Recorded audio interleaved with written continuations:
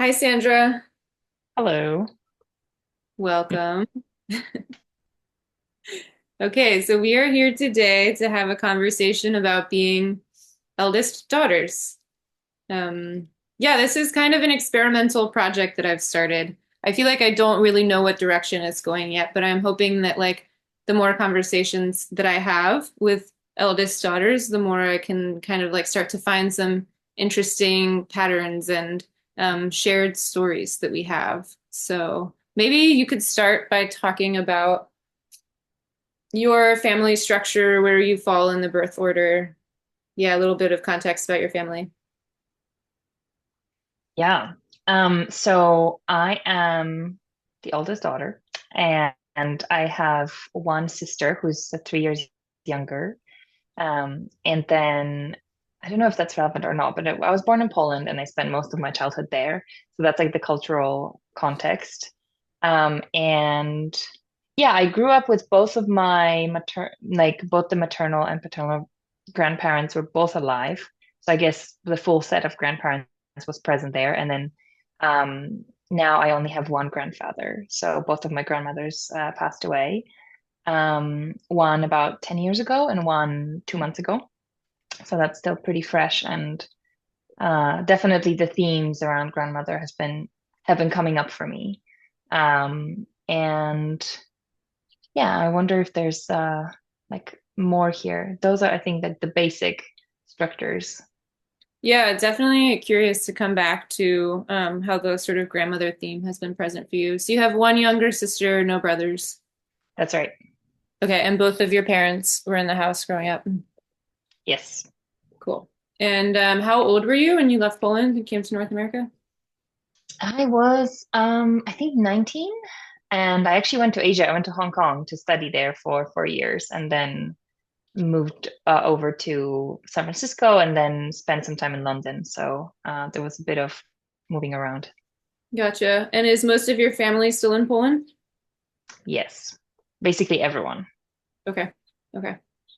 Um, yeah, okay, so I'll give a little bit of context about myself too. I am the youngest child, but I'm the only girl. I have three older brothers, and no sisters, so it technically makes me the eldest daughter, being the only daughter. See, But yeah, it's probably got some interesting differences with being the only child, the oldest child.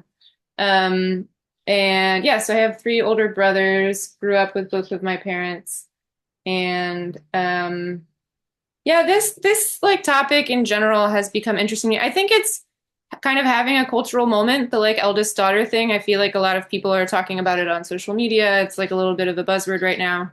Um, and my interest in it sort of came about through noticing what felt like a really interesting intuitive connection between me and my mom and talking to other women who resonated with that. And then also feeling like I have that not just with my mom, but with my mom's mom and her mom, my great grandmother. Feels just like there's something special in that um, connection that I haven't quite put my finger on yet.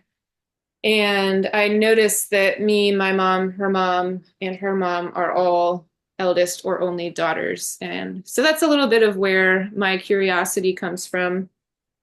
And I wonder, yeah, with me saying that, is there anything growing up that you know, either growing up or as an adult, that you notice with your mom in terms of like intuitive connection, spiritual connection? Oop, 1 second. yeah. Yeah, either growing up or as an adult, like, does that resonate for you in any sense of having a particular connection with your mom that maybe wasn't as present for your sister?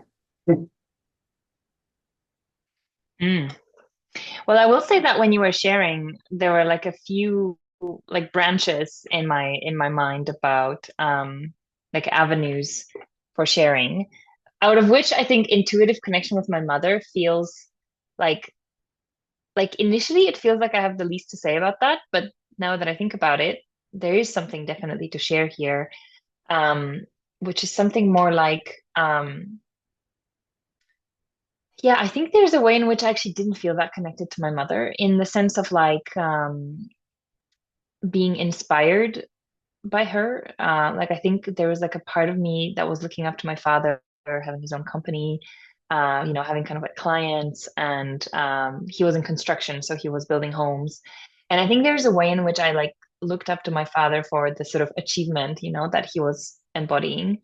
And my mom was a stay-at-home mom until I was like maybe 10 or 12. Um, and I think there's like a way in which I'm noticing now that I've definitely at the time internalized a little bit of like both maybe like a kind of like a tiredness from just like always being around and almost like being also like emotionally quite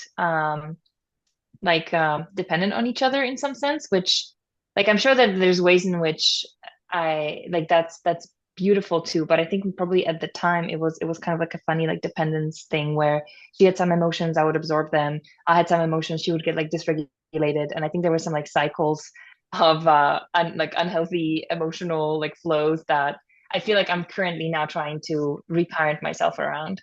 Um, so yeah, so I think that when I think about it, and it makes me a little bit sad, like when I think about it, there was a bit of that, okay, mom, the one who's always home, who doesn't like do cool things in the world, who's kind of like tired, and who tells us to like clean the house, versus my father, who was like out there. We would get like one day in a week to hang out with him. So there was always this sense of like scarcity around like receiving his attention and time. And he was doing all these cool things that he would then tell us about. And I think somewhere there my general like rejection of my feminine side started, and this kind of like what ensued into like I don't know 10 plus years of like really like honing in the kind of more masculine side of me, who wanted to like leave Poland, get a degree, because I was the first also person and a woman in my family to get a university degree, so maybe that is also relevant here. um yeah, and sort of like pursuing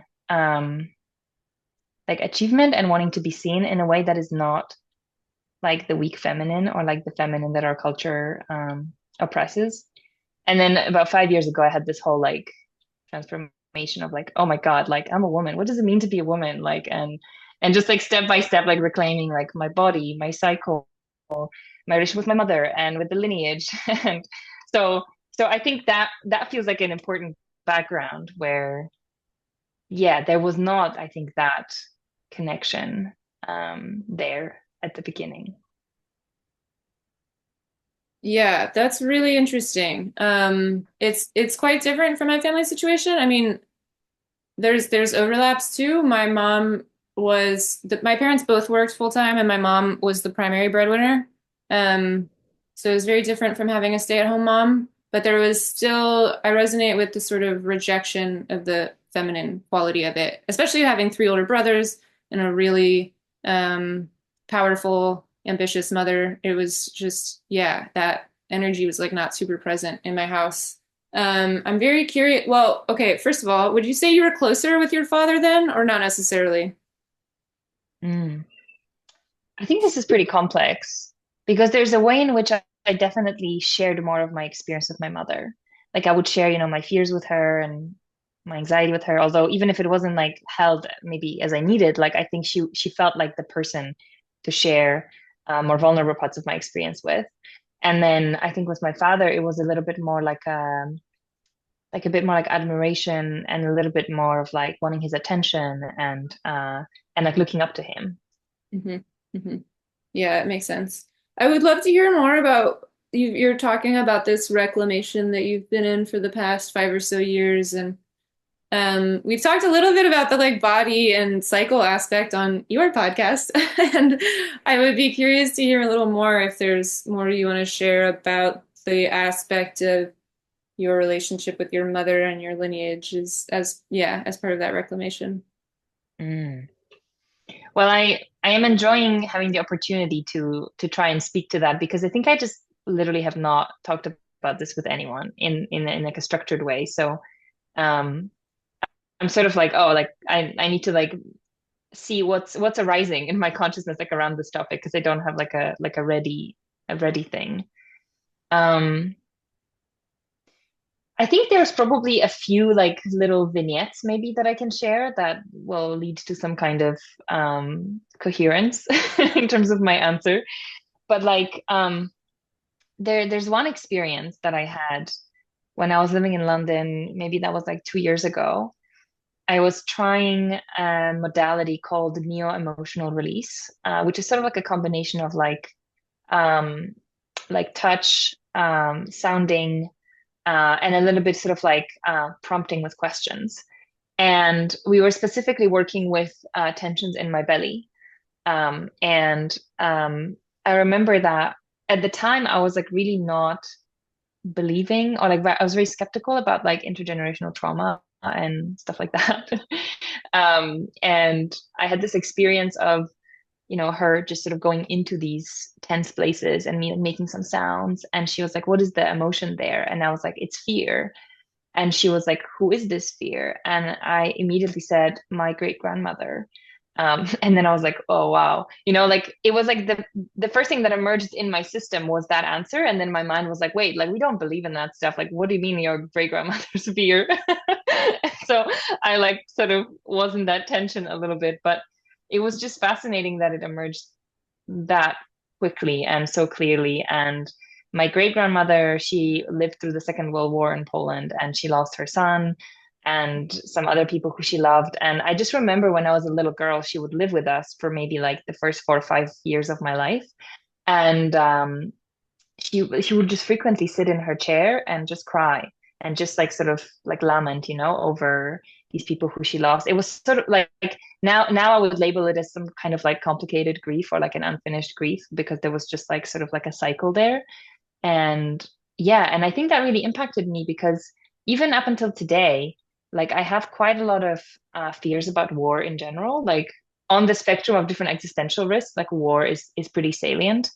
Um, and the other day when I was grieving, I actually just like had this moment of, imagining like women during the war sort of like crying because of the like dead bodies around them and stuff like that. So I'm like, all right, there's something really interesting here, which feels very much related to my great grandmother.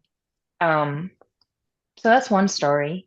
And then the second story is that was also in London maybe 3 years ago. I was at what was this workshop? It was some kind of like an embodiment workshop where we were um, probably focusing on like just self-connection and self-love. And there was this one exercise where we had to sort of close our eyes and imagine, our feet and legs really like rooting into the earth. And somewhere there, I just had this sudden emerging of like, wow, I was imagining this like line of women who came before me and just how little opportunities they had to do this kind of work, where they were like actively encouraged to connect with themselves and to grow in their consciousness and in their hearts. And I was like just crying a lot. And I was like, wow, like I feel this almost like a responsibility to turn something around, or like to have like a different experience of life, and to like make use of these opportunities that are available to me. Um, and that also became like an interesting exploration because I think I took it on a little bit like a burden, like I need to do something for them. Um, and then now I think that that's not the healthiest way to relate to that. Like in a way, I don't owe anyone anything. And also, yes, like there's a lot of meaning in actually living my life fully. Um, so yeah, so those are like the two kind of big moments that come to mind. Um, and and there's probably also something around connecting with my womb, because I remember attending some sort of workshops where we were sort of like descending into our body and into our wombs, and the facilitator would name, imagine this kind of red thread sort of going like back into the past, connecting all the wombs that came before and all the ones that will come after. And that just really struck me. Like I just never thought about it that way. I almost like never like looked back. I was like looked forward at what I need to achieve. And then it was like, wow, like I've come from somewhere. Like there's like a deep context that made me who I am. And I feel like I'm in the process of like acknowledging that it matters actually. Mm. Wow, I love those stories so much. I might ask for like you to give me cues to cut because I there's so many directions to go there. But something that's coming up for me strongly with your second story is maybe this is part of the thing with the women across generations connection. I hadn't really put it together until you said it, but maybe there's something about how the opportunities have changed for women so much in, say, the last 100 years that like there is something different in a maternal line relating to each other than a paternal line in the sense of like, obviously this is going to vary a lot. Like it's not like every man has every opportunity or something, but there's something about maybe like such a drastic change in what is available to you and me versus what was available for our great grandmothers that there might be something really to that in the connection is the like living for recent ancestors who had a fraction of the autonomy or a fraction of the opportunity that we have that Yeah. gives it a specialness. Yeah. I mean, even the fact that I am the first woman in my family to go to university, like somehow I never thought about this way. But now I'm like, oh, that's a pretty huge deal. And like in a way, there's like no one in my maternal line that I can relate to about it. Like about my experiences and the challenges that I've had. Like in some sense, I really did feel like I'm on my own. Mhm. And I didn't really make it a problem. But now I'm looking back and I'm noticing how much loneliness was there, how much of like toughening up and like needing to be, um, yeah, like sort of a little bit numb to certain things that I was experiencing because like who could I talk about this with? Who could understand me? And probably actually more people could than I imagined. But I think there was that sense of like somehow I need to figure this out because it's like a new pattern. Mm. Yeah, so like an experience where you were a trailblazer where you would have liked to have had elders and ancestors to talk to about, yeah, Yeah. about the situation and people with wisdom from your line. Yeah. Yeah. There's something also coming up for me around like this. So this theme in general has been really present for me lately, sort of like the how to skillfully, oh, I kind of like hate that word, but how to skillfully connect with my ancestors. Like, what is the right way for us to be relating to each other and um, sort of helping and supporting each other? Uh, yeah, sort of like how to engage with them ritually, how to actually be boundaried with them in some sense. I think in your podcast, I might have talked about it in your podcast and then also the first episode of this one. Um, a sense of like in the last 6 months or something, a sense of sharing a body with my mom and grandmother and great grandmother, or like Mm. feeling that some of the time, especially in the pelvis. And um, advice that I have been getting a lot lately is actually being more boundaried around that and sort of keeping that connection more limited to like specific ritual containers and that kind of thing, because it's actually like kind of need my body to myself and not be filled up with ancestral trauma all the time. Um, Yeah. which like easier said than done, but I'm definitely in a process of figuring out what that looks like for me to take my body back in that sense. But there's something also that's been coming through a lot in that exploration around like your ancestors aren't just sources of trauma. Like even after they're dead, there's something about connecting in with their creative impulses and their yeah, their wisdom, their support, but in particular right now what's coming up for me is like sort of their creative unique creative spirit and especially maybe like our female ancestors who did not have an opportunity to express that in their lives, just like getting to know the unique flavors of the creativity of our lineages and how to embody that in our lives. I'm curious if it resonates for you. Yeah, I actually love that you brought it up because it reminds me of two stories that feel very yeah, very meaningful. And one of them is the grandma who passed away about 10 years ago. I was very close to her and she was almost like a second mother, basically. She sort of like raised me and my sister and my cousin quite a lot. So her death was really difficult, and I really didn't know how to be with that death also. So it took me like 7 years to even properly like revisit the pain and sort of process it and almost like remember her in my system. Um, and so with that grandma, I knew she was like quite intelligent, and she like would read a lot of books and like be interested in like world facts and stuff. but recently my mother told me just sort of, out of nowhere, oh yeah, like she was writing a book at some point about like some indigenous tribes. And I was like, wait, what? Like, why did no one tell me this? Like, I'm writing a book now, and it just felt so meaningful to find out that she had such creative impulses. And also I was really sad because, I was like, can I see the manuscript? Like, do we have the manuscript? And my mom was like, no, like I've never really seen it. And I think she told me at some point that she's kind of like trashed it. And I was like, what? And yeah, and I see I mean, I'm dealing with the same things in my process. Like I definitely still have so much self-doubt and these different things that creep up on me in the process of like trying to express myself and assert some things that I believe are true. And like that is happening even with the amazing support of my community that I have and all these workshops and everything. So like no wonder like there were some things that just like were in the way for them.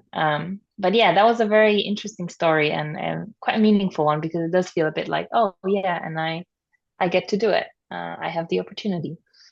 Nice. Um, and then yeah, um, and then another thing that happened was when the other grandma passed away, yeah, maybe like I think 2 months ago.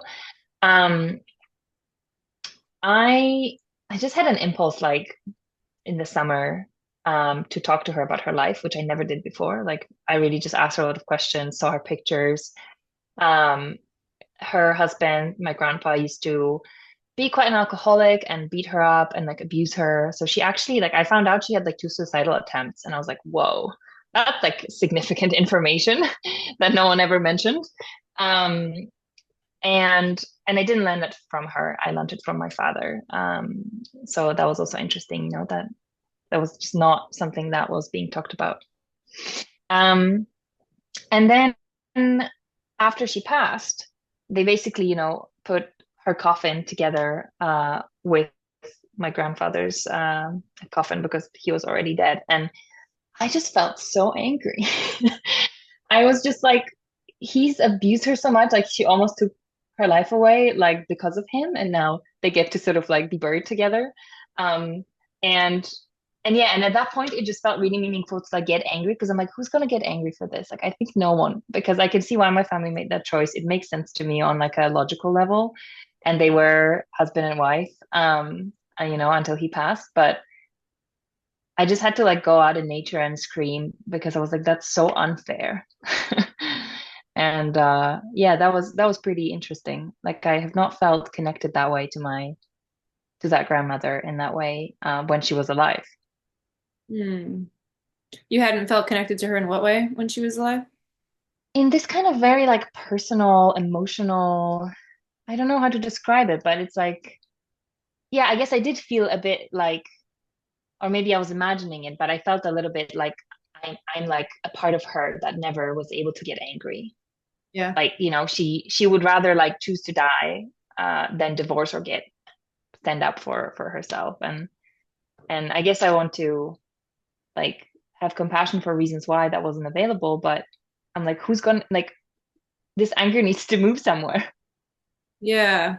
Yeah, it's interesting that and then the story that you shared about I think it was your great grandmother who lived through the war and lost her son and all of the grief Yeah. of that. It's like it feels to me as you describe it of inheriting certain shapes and flavors of like ancestral karma because listening to you talk about it, I feel a very similar sense of having inherited very specific sort of like emotional and karmic things from relatives from yeah, those women in particular, like up to my great grandmother, and they feel very differently shaped.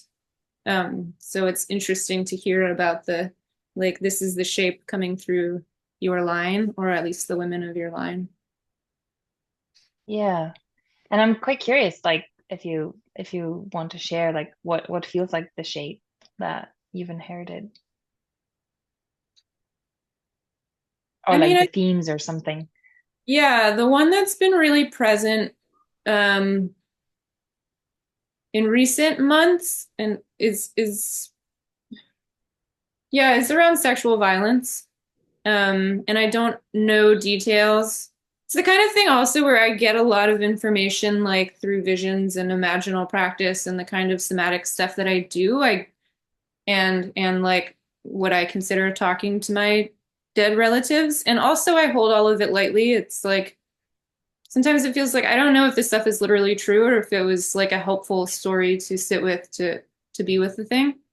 Um, but yeah, that's definitely like the main thing that I've been with. And it's been partly so striking that like that was so obviously the flavor of it. And there was so obviously like such a depth and intensity to it. And I have not been through that situation in my lifetime. So it was just so obvious as soon as I came upon that in my system. I don't remember how long ago, of like, oh, I'm dealing with stuff not from my life. You know, it's like I kind of like started this very intense trauma healing journey. And I wouldn't really say like that's where my path is anymore. It's still a thing I do here and there, but there was a time in my life where I was like, that was kind of the main thing that I was doing. And that's just like really where I was a lot of the time. And it was sort of like doing that for a year or something, and then getting to a level where it's like, oh, I'm clearly not really working with stuff from my life anymore, or it's just much bigger than my life. And then I find that that has a different it's like can't really just check it off the list in the same way or something. It's like it's just so much bigger. There's more of a sort of magnitude and momentum to it. And I think that I have living family members who also carry part of the constellation.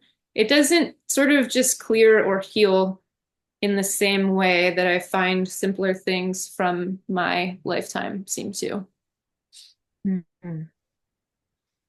Well, I'm really intrigued by the kind of like inner work that you seem to be doing around this, because I feel like for me it's been like much less conscious or intentional. It sort of just like pops here and there, and I think there's still this level of like resistance in some sense in me.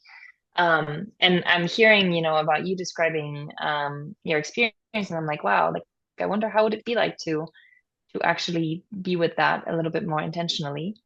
And I also noticed there's like a fear. Yeah, I think it's interesting. Maybe I will share that. Um, something I've been working with for the past year um, is a very like childhood based fear of ghosts. And I once had like friends hold space for me around this because like at first I was just so embarrassed. I was like, that's so silly. Like, why am I afraid of ghosts? So I just wouldn't speak about this to anyone for most of my life. And therefore here I am still having this fear because I haven't really ever processed it.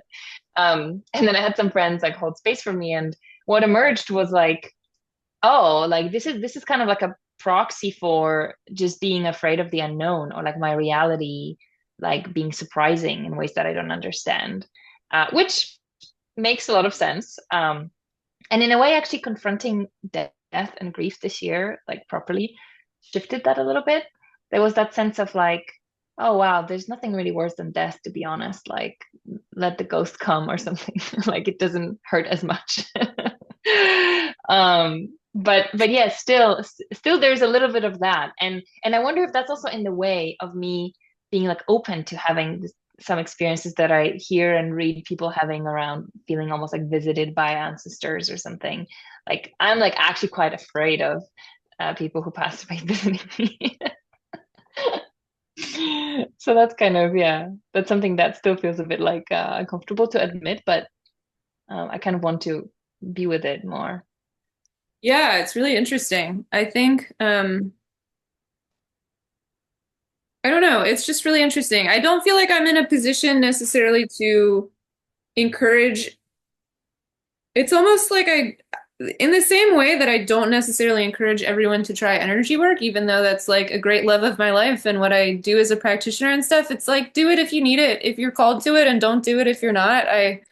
Um I don't know if I feel that way about ancestor work. I'm too early in my exploration of it to feel like I can really recommend it to people or give people specific recommendations, except for I would say I have found three practitioners um, who seem to really know what they are doing with ancestor work. And Yeah, that's been a challenge of it is touching into something like this and having such a clear sense that it's something bigger than my life and seems related to my ancestry. And also, it still very much impacts my life. Almost every single day, there's a felt sense of coming up against some of these things that just feel like challenges or burdens um, from my Mm, line. And then feeling like it's really hard to find practitioners who like genuinely know what they're doing with those kinds of structures and how to work with them skillfully. And yeah, I've just started to come across a few who seem like elders in this sense, like they have um, done a lot of this kind of work for enough years that they sort of really know the ins and outs of it. But mm, and I think a lot of that is cultural too. And that's another reason why I wouldn't necessarily like recommend it to people or try to tell people how to do it because there's also, I think, such a strong cultural component to it that like mm. everybody's ancestry is very different and we all come from very different places and different traditions and different cultures and stuff. And that's going to be so key to how you relate to and work with your ancestors. That Yeah, like, my advice from my own lineage is not going to necessarily be helpful to you coming from your Polish upbringing and I assume Polish heritage. So yeah. I definitely, I mean, Mm, I recommend it generally as an exploration. And I think there's just from the work that I have done with those practitioners that I mentioned, I would say if you're coming up against this stuff and it's starting to like show up in your life, it seems to me like there is a real value and potency in being like, okay, there's something real here and who can I go to learn how to like really work with this in a skillful way? yeah. Yeah, that's cool to hear. And it's only giving me more curiosity of like, I wonder like how like you're practicing or like is there like a ritual or are you sort of like guiding yourself like through some kind of steps? Uh yeah, like I have some curiosity about like how that work is like or how do you experience it? Yeah, it's been very ad hoc for me so far. I tend to feel this way with working with any deceased relatives or even non-relatives. Like I on my website, I call myself a psychopomp, and I feel like one. And there was some reason why it felt important to sort of like self-identify that way when I was writing my website copy, and I didn't feel like I totally knew what it was, but it felt important to share. Although it doesn't, I don't know. I might change that at some point, but in this sense of helping sort of guide beings in their journey even after they've passed. That's something that's come up for me a lot. But I typically do not go looking for that. Like I notice sometimes that it feels like, especially family members, kind of popping up and asking me for help has been a situation I have had. And so sometimes that happens, or sometimes I feel them. My maternal grandmother died a little over a year ago, and sometimes I will just feel her a lot. Like there will be a week where I'm like, oh, I just feel like grandmom's been around this week. And it's just been nice. I feel her a lot. I like see a lot of things that feel connected to her. It's almost like I just kind of feel her in my corner. So that's an experience I have sometimes.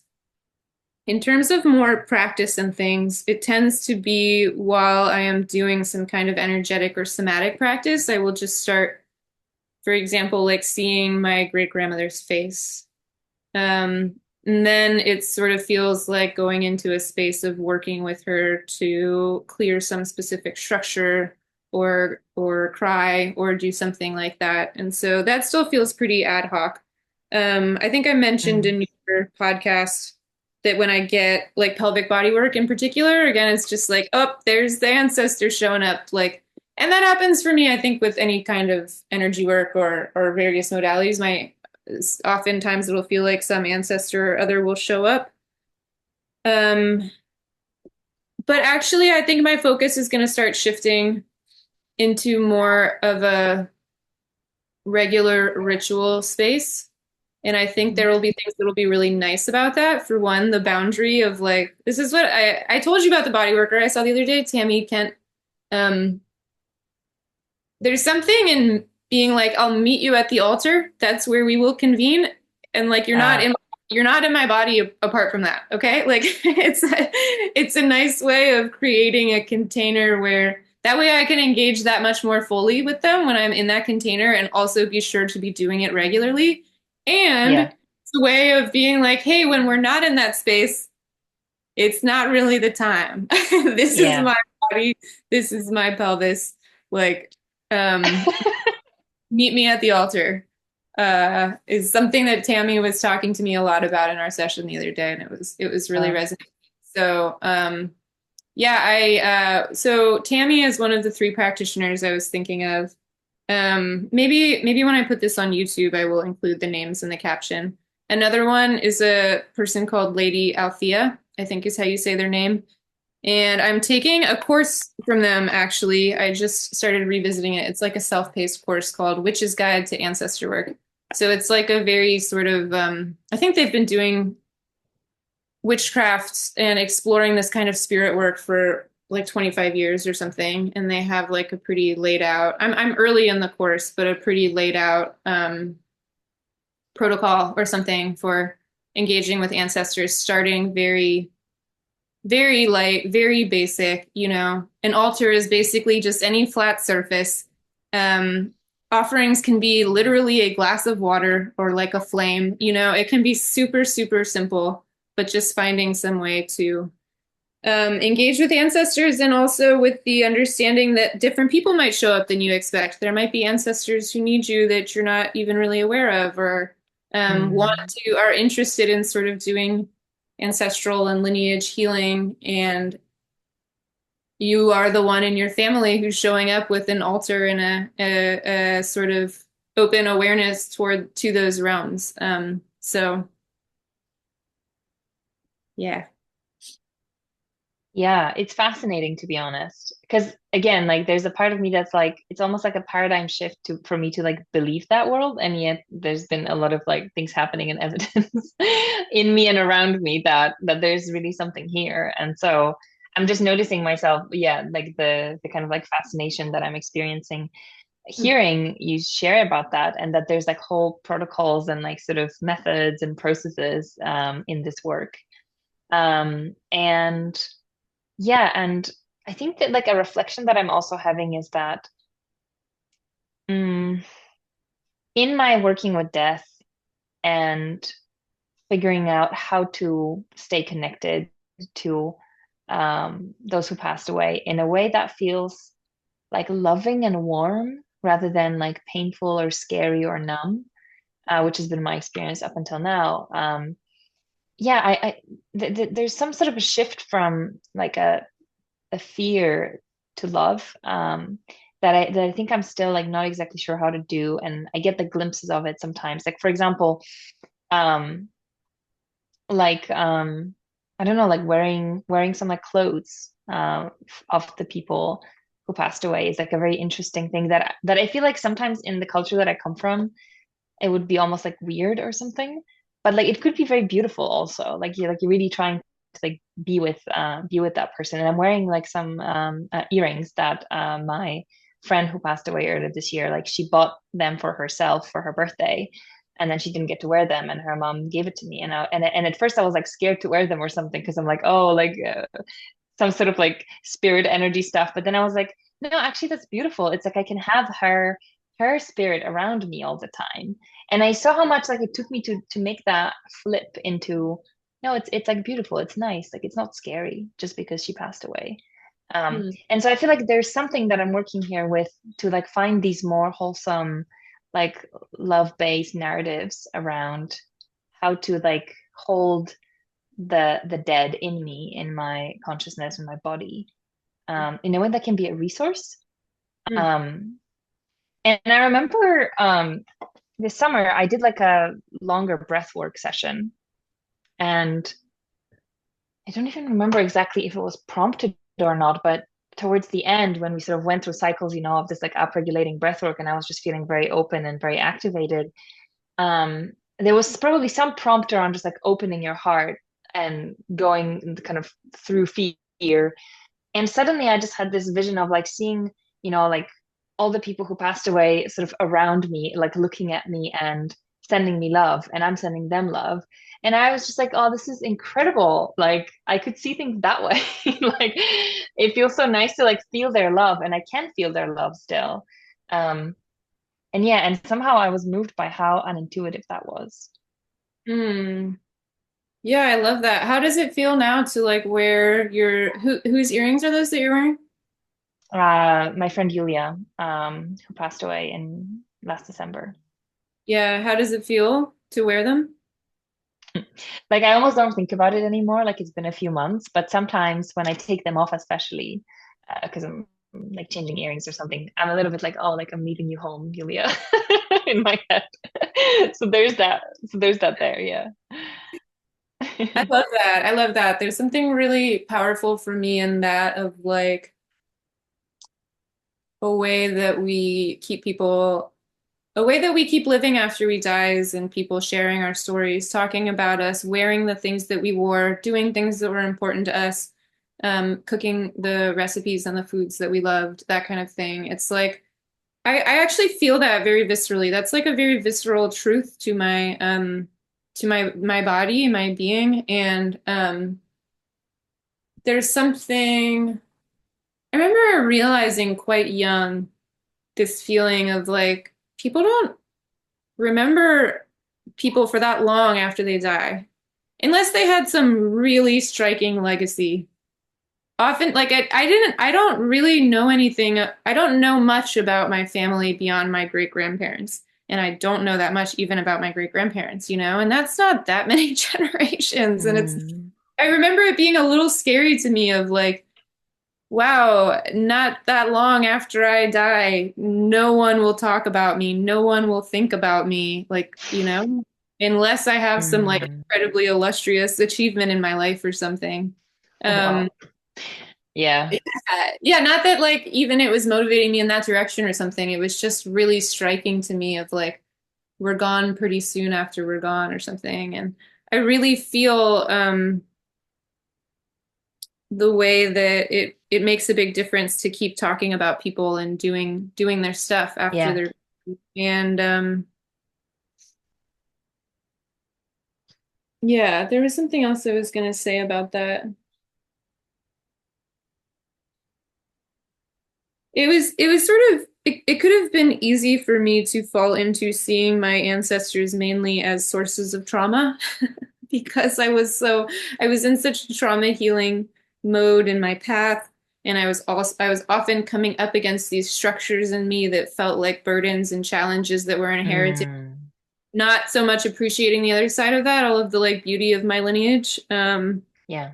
And sometimes this would come up in like healing sessions or whatever. So I would say things to my ancestors like, there's a lot more to our legacy than pain. Like we should be celebrating all of the other beautiful things about our lineage. And then I was realizing that I wasn't really like embodying that because I was only ever connecting with them to be like, can you help me heal this thing in my heart?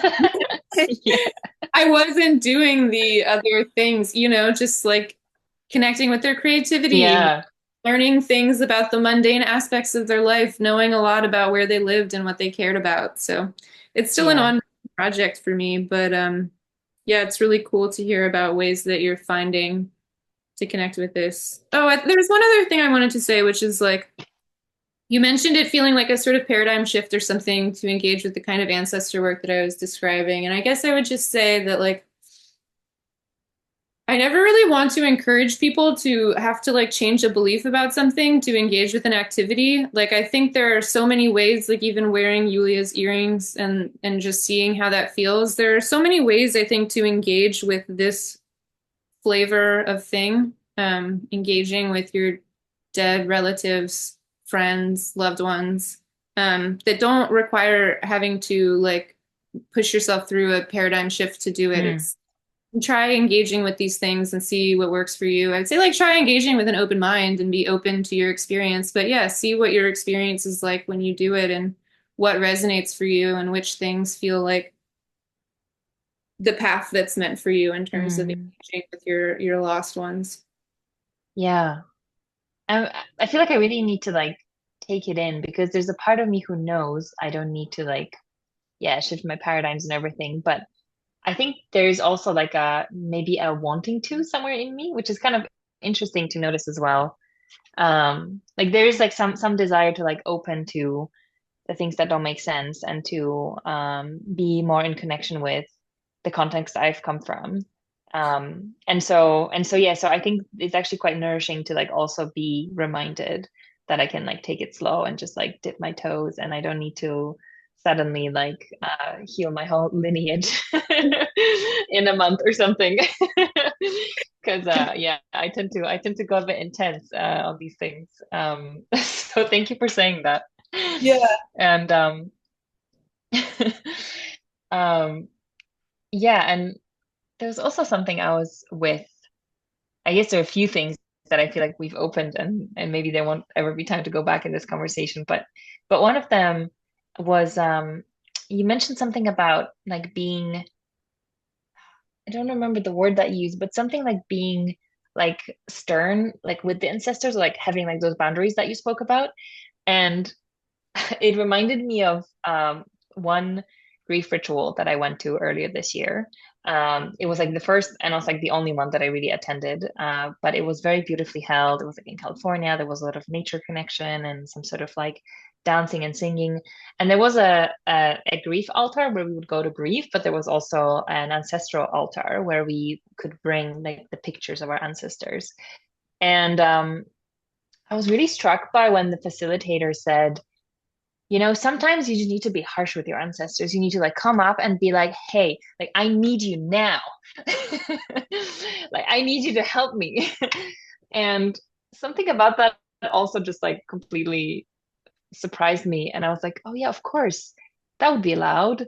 But somehow I just had this like somehow sense of the dead that we just have to like only say good stuff about them and like kind of sanctify them or something, no, so like make them saint. um and it was really cool to just be like, no, like they're there for you too, you know. Mm. Yeah, I love that. I love that. Yeah, multiple practitioners that I've either worked with or just engaged with their stuff kind of make this distinction also between dead ancestors who are interested in doing this kind of healing work in the lineage and those who are not, and sort of Mm, specifically calling in the ones who, which it may surprise you which ones actually are interested in that. It's like people who in their lives yeah. may have been incredibly abusive or something, for example, may like after death, um, Wow. yeah, like in the sense that death changes somebody and they might have sort of like a different view on things. I feel the need as I talk about this to also say that like I hold the sort of like details or mechanisms of this lightly. There's like a way that I think it's a really useful frame to engage with, and I don't necessarily mean it all as being like literally factually true, although I Yeah. don't think it's not either, but Yeah. it feels helpful to sort of like name that as we talk about it. Um, Yeah. because it's so nebulous Yeah. and And, immaterial and stuff, it's hard to it's like I don't really want to like fight with anybody about the metaphysics of it or something. It's just I think it's so far for me been a really helpful frame to practice within. yeah. Yeah, I mean, and I totally get it because like you can have an experience on an embodied level where you feel something and then you have a conversation in your mind with your ancestor and then something moves and you feel different. And like that is real, while also it doesn't necessarily mean that it's like a metaphysical claim about anything. So yeah, I feel like everything that's fueling this conversation are like some real experiences that we've had. And um, I don't know what sort of conclusions to draw from that, but it does feel like something's moving in Yeah, some of these practices. yeah. Something else that I'm thinking about with the boundary or firmness piece that you're bringing up is like um, something that multiple practitioners have talked to me about, which is asking your ancestors and giving them support too, but asking them, the ones who are willing to do this, to sort of take back their karmas and heal them themselves, like to the extent that they can. rather than Yeah. again your body having to be the portal for everything. It's like um, Yeah. I wonder if this is an eldest daughter thing in particular. Like when you were talking about it, it resonates so much. It's like starting to engage with this world and then being like, all right, I guess I'm here to heal my entire lineage through Yeah. this body and like, like just another way to be a selfless, good daughter. You know? I was just thinking about it. It's definitely related. There's like responsibility taking. Yeah, Yeah, I think it is an eldest daughter thing. and we'll do the entire thing through my body, that's fine. Why not? Versus Yeah. like this practitioner, the one who I haven't mentioned by name yet, her name is Dr. Mia Heteni. I don't know exactly how to say her last name. Oh, I'm pretty sure I've seen her somewhere online. That's I, interesting. I tweet about her periodically. It could have been there, or maybe not. I think she's like fairly well known as a grief ritualist. Um, she talks about all of the ways that we can use things bigger than ourselves to process all of this through. There's just way Mm. too much inherited karma and grief and rage and all of that to try to do it through our own bodies, and it's not necessary. It's like you can call in so much support. You can use all you can, like the land can help. There's so many ways to like redirect some of that and still be processing it, but not just trying to be the good daughter doing all of it through your body. Yeah, to be honest, like it's very cool to hear that because I think I've been getting intuitive cues from my system that like just because I can really like lean into anger or grief, like doesn't mean that I should, and doesn't mean that that's actually optimal for my nervous system. And it's still kind of I feel like my kind of like discernment mechanism is still in the shaping here, but it definitely feels true to me that there is some kind of a force in me, maybe related to being the eldest daughter, of just like, yeah, I'm just gonna now like empty this bucket of trauma and tensions and all the emotions that are stored until it's empty. And yeah, maybe it's not exactly the ultimate goal of my existence. It would be really fun to stay in touch in the conversation of some of the subtleties of that. I also feel like I'm in a space of discerning, yeah, some of the like real subtle skill set of like what actually is mine to feel, what's not, and how do you actually like um Yeah. the kind of subtle body cues of what can be dropped off into some wider web of support. Yeah. Yeah, so I guess there are like two things here.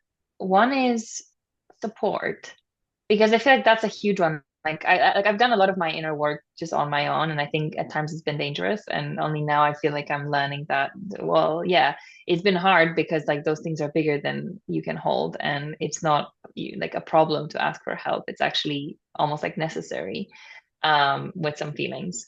So that feels like one aspect of it, at least for me, just like learning that it's not like a personal failure if I can't hold something that's intense and big. Maybe it is in its nature that it needs to be held like it needs to be held collectively.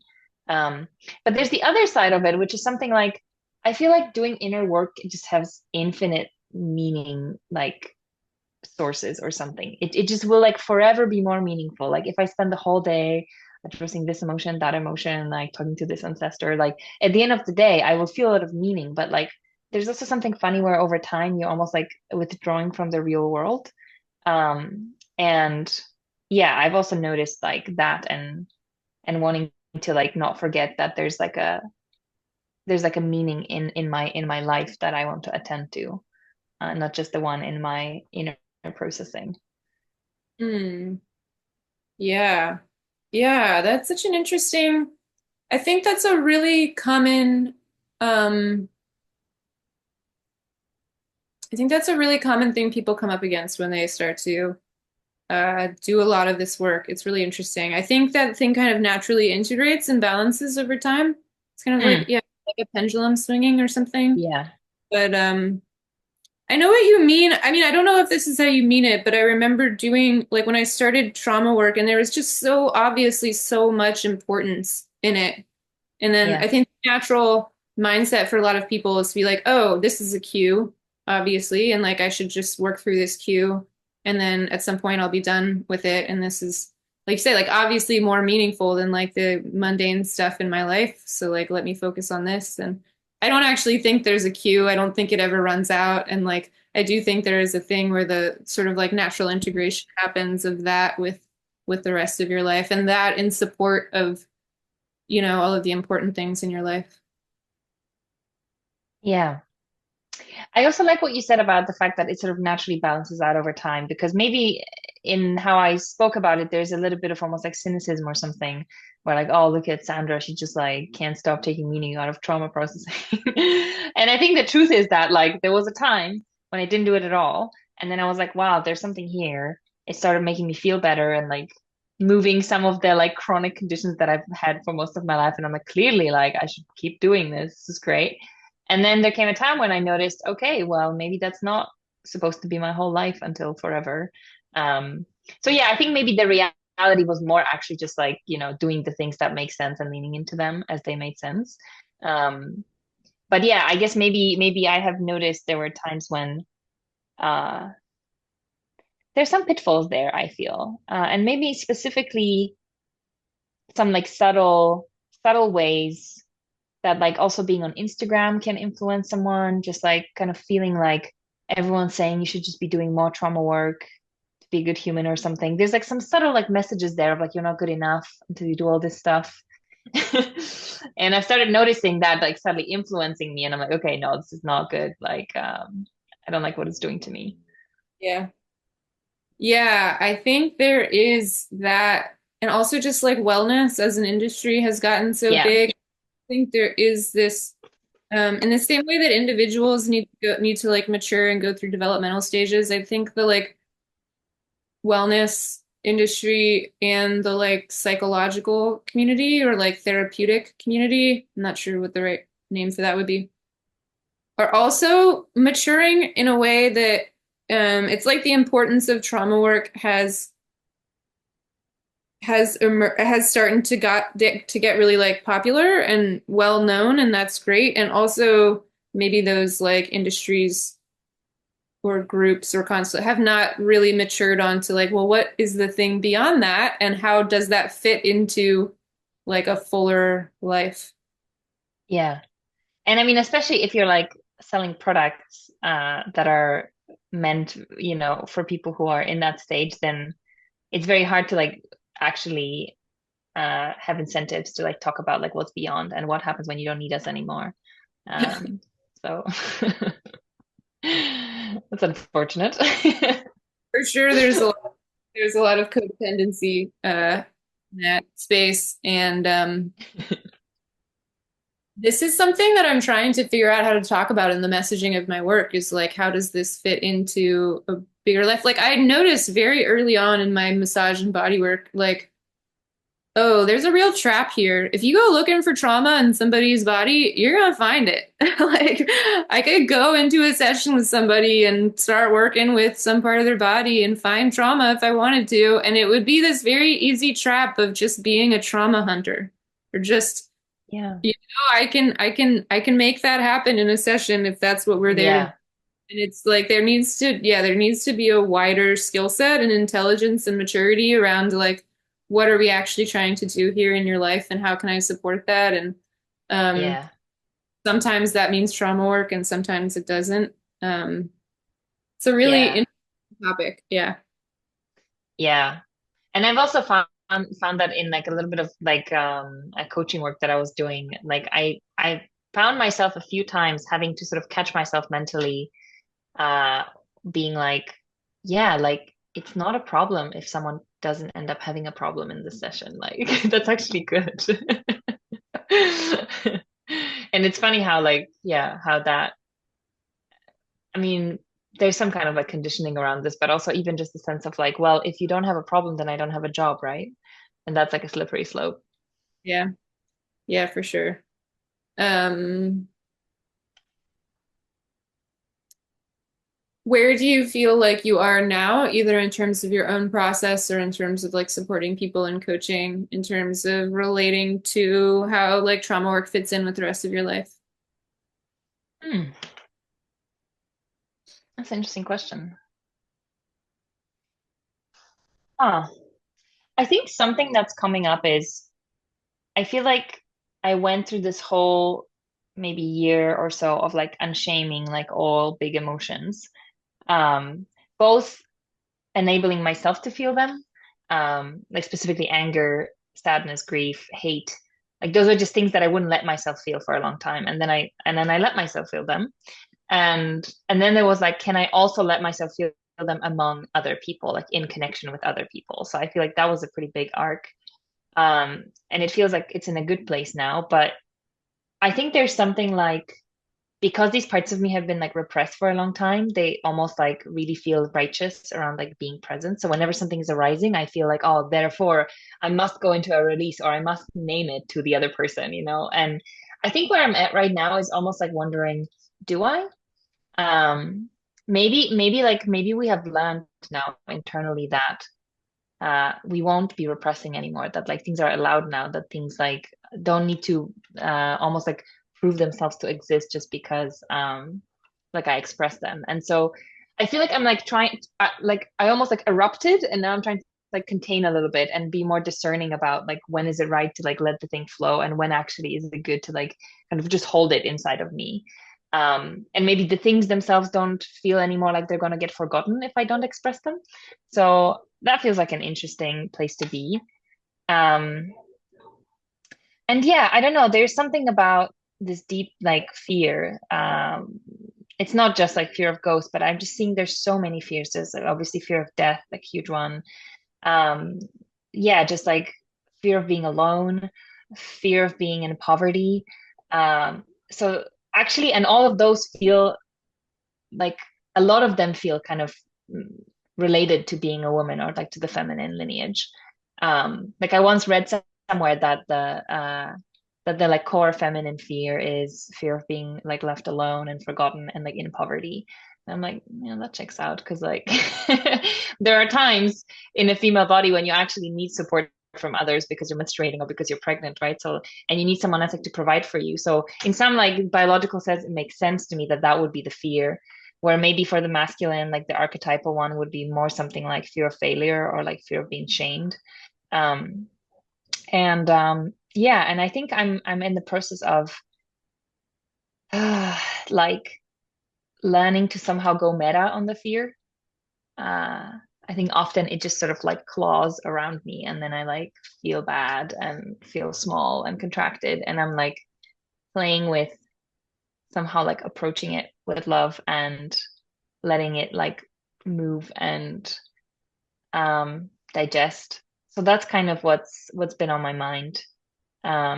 Fear feels like very sticky in that way. Yeah. And and a lot of it I notice are some of the big fears that I would hear my mother have a lot when I was a child. Uh, one of the big ones being like, you need to be really financially independent because otherwise, you know, you'll be dependent on a man and that could go bad.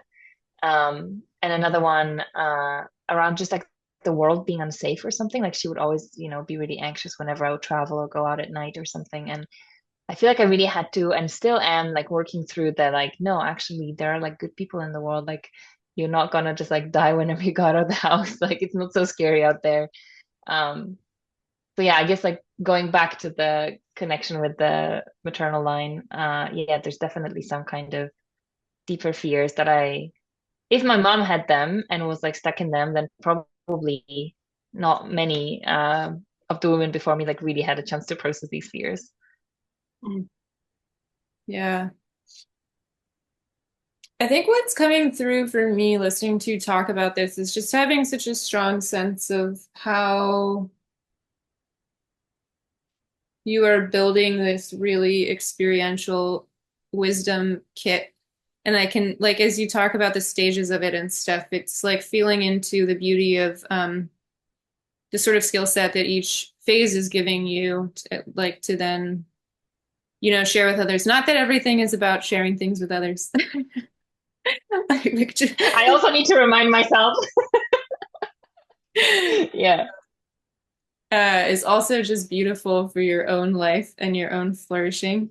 And then Yeah. also feeling how it's giving you this like incredible skill set. And I think there is something about feminine wisdom in particular that's so experiential and lived and embodied and intuitive Yeah. and really cool to hear you describe. I feel a lot of skillfulness and intelligence and wisdom and the sort of like combination of like mental sharpness and embodied exploration and wisdom that you're developing and using to navigate your process. It's really cool. That's all very nice to hear. Thank you for this reflection. Yeah, I'm also practicing like receiving nice words from people. Surprisingly hard to like just receive and enjoy. Um, Classic eldest daughter. ah, is it? That's kind of interesting. I never thought about it that way. I think there's something, again, like I don't have any kind of scientific uh uh I'm open to your intuitions. Yeah. yeah, intuition and like just, having talked to a lot of people over the years and maybe oldest children in general. I think there's a connection between the like sense of responsibility and the sense of it being hard to sit with um compliments and like let that in. I think there's like a real aspect of receptivity to it, but then also an aspect like I feel this with my mom so much. Anytime. So my mom and I share a really like a thing that you were talking about where I think there is some really default thing in our systems of the world is unsafe.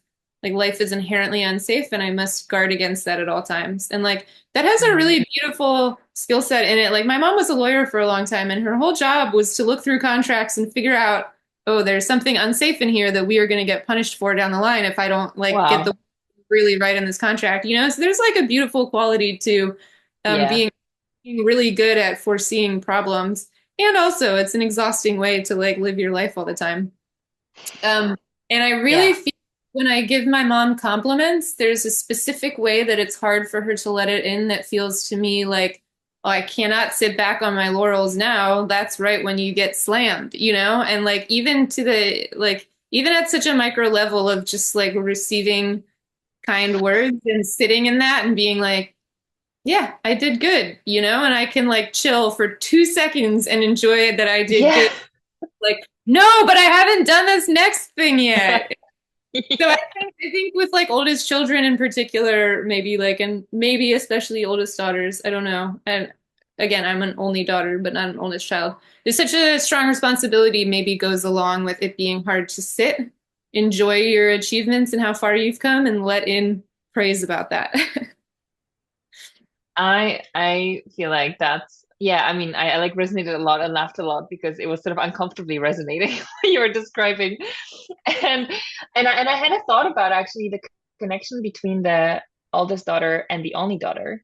Um, which maybe is I mean, I would imagine that most mothers, especially, sort of from the previous generation, would just like probably can't help but like have some sort of hope and maybe even expectations towards their daughters, especially if it's the only daughter or the oldest daughter, to somehow like do better or somehow like have a better life. Um, and yeah, and I've been wondering like to what extent that was implicitly felt in me because I don't really remember my mom really saying it to me like that. Like she always really encouraged me and didn't put like sort of weird pressure on me. But I think there's like something in the water anyway, because whenever I like do some sort of inquiry into my self-doubt or the sort of like gaslighting my own like business ideas, then usually it sounds something like a mother's voice who's like, oh no, that's not going to work. No, that's a terrible idea. And when I sort of talk to that internal mother, it revealed to me that, well, like if you succeed in the world, then it's like I succeed too. And I feel like I didn't succeed in my life enough. So I want you to really do well. And that's why I'm shooting down all of your ideas because you really need to get a really good idea out.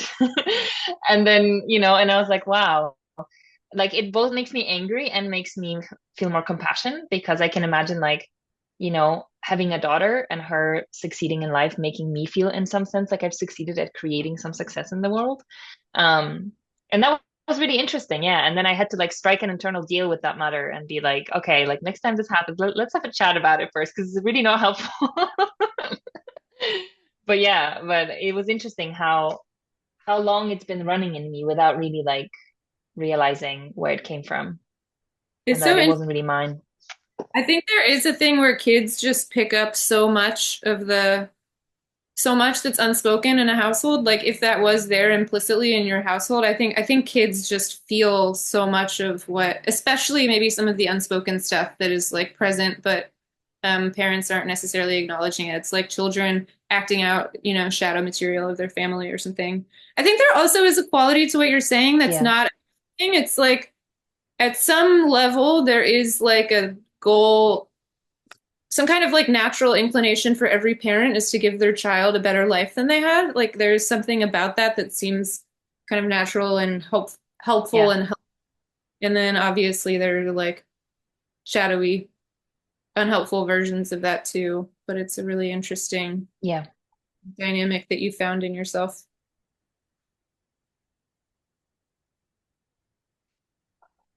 Hmm. Wow. I'm sort of surprised at how this conversation unfolded, which I think I knew that I would be surprised, but still, I'm like, wow, we really went out on the dive. I know, I know. It feels really, I'm really glad that we gave it space to see where it would go because I just kept having the feeling of like something wants to happen here and I don't really know what it is. And it feels to me like it really went in the direction it needed to go. And I loved having this conversation with you. And I feel like yeah, I think we talked about some really interesting stuff. And I'm super glad that we gave it space to go in that direction. So thanks for coming in with a pretty um, open agenda. Yeah. Yeah, I really enjoyed sharing some of these stories because I think they're quite meaningful and yeah, I've never really shared them with anyone. So that feels like a pretty big thing. And I also really like how, at the beginning you shared that you're sort of like still finding out what are you even really looking for in this topic. And I don't know, I guess I'm curious if you feel like there are some like clues or like breadcrumbs or just like some things that you are taking away from this conversation. And also, maybe that's too fresh. That's also fine. But I'm just sort of noticing myself be curious about that. Yeah, I think going beyond the what do you call it, nuclear family unit or the mother eldest daughter connection to like a wider ancestral landscape Mm. and maybe also like what do you feel you've inherited from your lineage, both like wonderful things and difficult things and like how to move with that going forward. Maybe that's a thread that didn't occur to Yeah, me started this, but is starting to come up. Especially, it's nicely synchronous with me wanting to really deepen in some of the subtleties and details of skillful ancestor work. So yeah. yeah, cool. Yeah, I'm really struck by the setting boundaries with the ancestors. That seems like just really badass or something, and I don't think I would have thought about it. And yeah, and I also really like that question of like what's beautiful about your lineage. I feel like I want to be with that question more. Hmm. Nice. Yes, please keep me in touch as you keep exploring this and your personal version and then your sort of like specific to your culture and lineage version of how these things go for you. I think it's there's so many ways to go with it and ways to engage with it. Yeah. Hmm. Thank you. Yeah. Can you say your first name aloud? Because I think I may have not pronounced it correctly at the beginning. So in Poland, it's pronounced Sandra with like a rolling R, but in America, I don't really like feel the difference. People always ask me like how I pronounce my name. And there's like the more California version, like Sandra, and then there's like the like Sandra. My boyfriend says like Sandra, a bit more British or something. So I don't know. To be honest, like I think the way you said it is just the way I want you to say it, like the way that's natural. And I'm hardly really ever picking up the difference. So that's kind of funny. Okay, cool. And I live in California, so I should probably say it the California way. Yeah. Actually, okay, here's the last question because I was wondering, like, is your is your like where your ancestors like all in America, or do you have some like other heritage? I mean, most Americans don't go back that far in America. So I'm pretty sure Yeah. that my grandmother, who I talked about a little bit, Mary, I'm pretty sure that she was born in the US and that her parents were both born in Ireland. Um, Mm. um, my landscape is a little weird. There's been like more, my dad is adopted. There's some shenanigans on my mom's side. I have some Indian from India relatives on my mom's Wow. side. My dad is adopted and just started getting some information in the last couple of years about his birth parents and where they're from. His Wow. adoptive grandparents, I want to say, were born in Eastern Europe. I don't remember exactly where. And then I think his biological family, also at the grandparent level, was born somewhere in Europe, and I don't remember where. And then I have some Jewish ancestors. I am Mm. not super clear on who came to America when. That's part of the Yeah. project to keep Fascinating. gathering details. I think that, yeah, genealogical projects are another way to just like really engage with and invite in the ancestors. Yeah. Cool. Okay. Well, that's already interesting. Yeah. Okay. Well, thank you so much, Okay. Sandra. I really, really enjoyed it.